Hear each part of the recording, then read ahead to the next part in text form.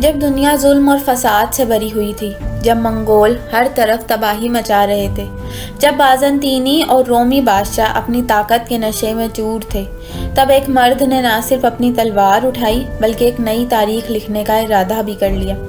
آگ کی لپٹوں میں جلتے خیمے، تلواروں کی جھنکار، گھوڑوں کی ہنہناہٹ، یہ وہ دور تھا جب صرف بہادری کافی نہیں تھی، عقل اور حکمت بھی ضروری تھی۔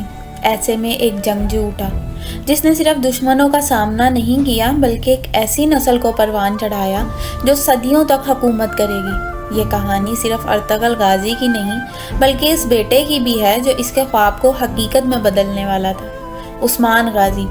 ارطغرل صرف ایک بہادر سپاہی ہی نہیں تھا بلکہ ایک شفیق باپ بھی تھا۔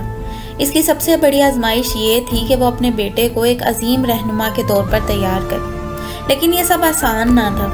عثمان کی ماں حلیمہ سلطان اس کے بچپن میں ہی انتقال کر گئی تھی۔ ماں کی کمی کا دکھ عثمان کے دل میں ہمیشہ رہا، مگر ارطغرل نے اسے کمزوری بننے نہیں دیا۔ ارطغرل نے عثمان کی پرورش اس انداز میں کی جیسے اس کے والد سلیمان شاہ نے اس کی تربیت کی تھی۔ وہ جانتا تھا کہ صرف تلوار کی طاقت کافی نہیں، حکمت اور تدبر کے بغیر سلطنت قائم نہیں کی جا سکتی۔ عثمان کو سخت آزمائشوں سے گزارا گیا۔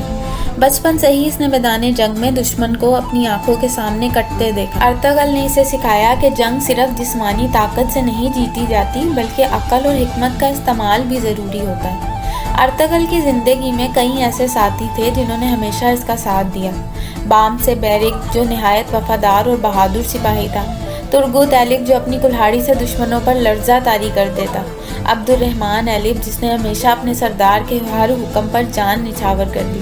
لیکن دوسری طرف وہ دشمن تھے جو کبھی بھی ترکوں کو پھلتا ہوا نہیں دیکھنا چاہتے تھے، منگول جنہوں نے خلافت کے ہر کونے میں تباہی مچا دی تھی، بازنطینی بادشاہ جو ہمیشہ ترکوں کی طاقت کو ختم کرنا چاہتے تھے۔ مگر ارطغرل نے نہ کبھی ہار مانی نہ کبھی جھکنے کا سوچا۔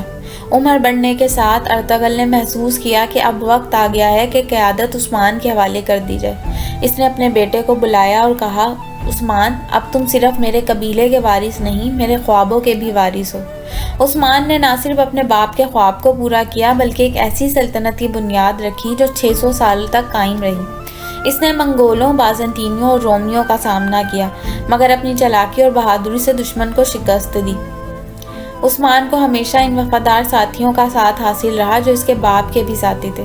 ترگوت ایلک جو عثمان کے سپہ سالار بنے، شیخ ایداب علی جنہوں نے عثمان کو حکمت اور دین کی راہ دکھائی، بالا خاتون جو ہر مشکل میں عثمان کے شانہ بشانہ کھڑی رہی۔ آخر وہ دن آیا جب عثمان نے ایک نیا پرچم بلند کیا۔ یہ صرف ایک قبیلہ نہیں تھا، یہ ایک سلطنت تھی، یہ عثمانی سلطنت تھی۔ یہ کہانی صرف جنگوں کی نہیں، یہ کہانی ایک خواب کی ہے جو پورا ہوا۔